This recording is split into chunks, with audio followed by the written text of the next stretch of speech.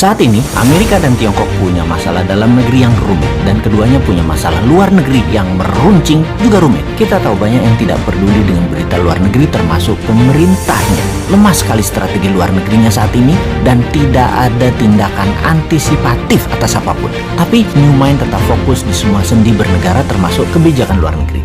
Kita bahas dan apa efeknya untuk Indonesia. Adakah ancaman resesi keuangan Amerika yang katanya punya hutang yang jatuh tempo Oktober tahun ini? Lalu, apakah ancaman salah satu perusahaan terkaya Tiongkok yaitu Evergrande yang hutangnya mencapai 7.000 triliun yang terancam gagal bayar? Akankah bisa picu krisis keuangan di Tiongkok seperti subprime mortgage di tahun 2009 di Amerika? Apa dampak hal tersebut? 1.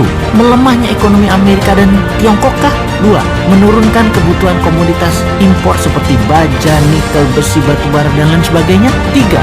Agenda investasi kedua negara tersebut untuk Indonesia bisa tertunda atau dibatalkan. 4. Menurunnya harga komoditas akan menekan harga ekspor Indonesia. 5. Sentimen negatif terhadap pasar modal. Mungkinkah? Jadi bagaimana kita melihat hal itu semua? Kita urai jawabannya satu persatu. Evergrande tidak akan sistem, tidak akan seperti subprime, pasti akan dibantu pemerintah Tiongkok, tapi juga dijadikan sebagai collateral damage at the same time.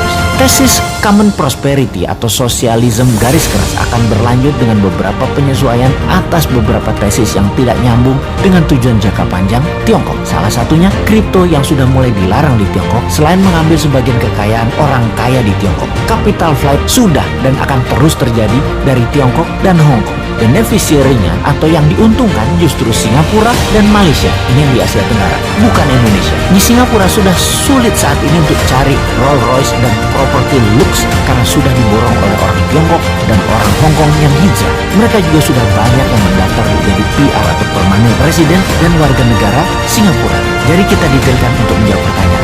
Nomor 1, Tiongkok akan mengalami koreksi ekonomi karena konsumsi domestik Tiongkok akan melemah. Sementara Amerika tidak akan melemah karena konsumsi domestik di Amerika masih robust. Bahkan Bank Sentral sudah mengisyaratkan akan melakukan tapering atau pengurangan QE karena ada kecenderungan untuk inflasi. Sebentar, sahabat perlu dijelaskan apa itu robust dan apa itu tapering. Kayaknya nggak usah ya, pasti sudah paham.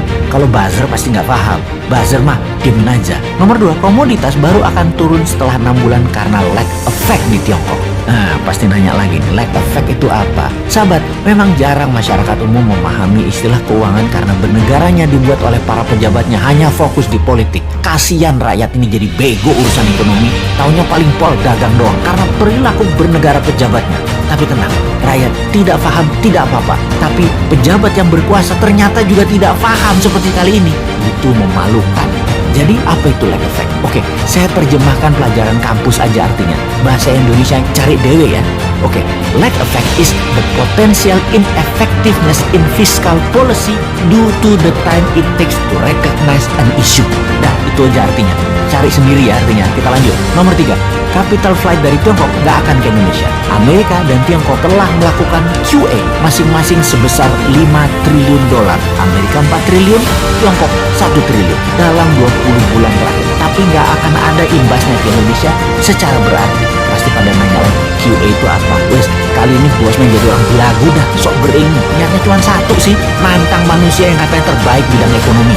Oke, QE itu adalah quantitative easing. Terjemahan bebasnya adalah printing money. Wes, paham ya? 4, harga ekspor komoditas akan terkoreksi setelah 6 bulan dari saat ini, tapi akan bergerak hanya turun sedikit. 5, pasar modal akan terkoreksi sedikit tapi akan terbang kembali dikarenakan uang beredar di Amerika, di Uni Eropa, di Jepang, di Tiongkok masih masif. Rasio M2 terhadap GDP masih jauh di atas 100%. Jumlah M2 masih di atas US dollar 100 triliun. Ini akan terus mempengaruhi pasar modal secara positif dan kebanyakan akan dialokasikan di tesis-tesis abad ke-21 seperti teknologi, nanoteknologi, AI atau artificial intelligence, bioteknologi, robotik, dan spaceship dan lain sebagainya. Tidak akan invest di Indonesia kecuali nyedot sumber daya alam seperti sekarang yang rakyatnya nggak dapat apa-apa, negaranya nggak dapat apa-apa, pejabatnya dapat dong, masa tidak?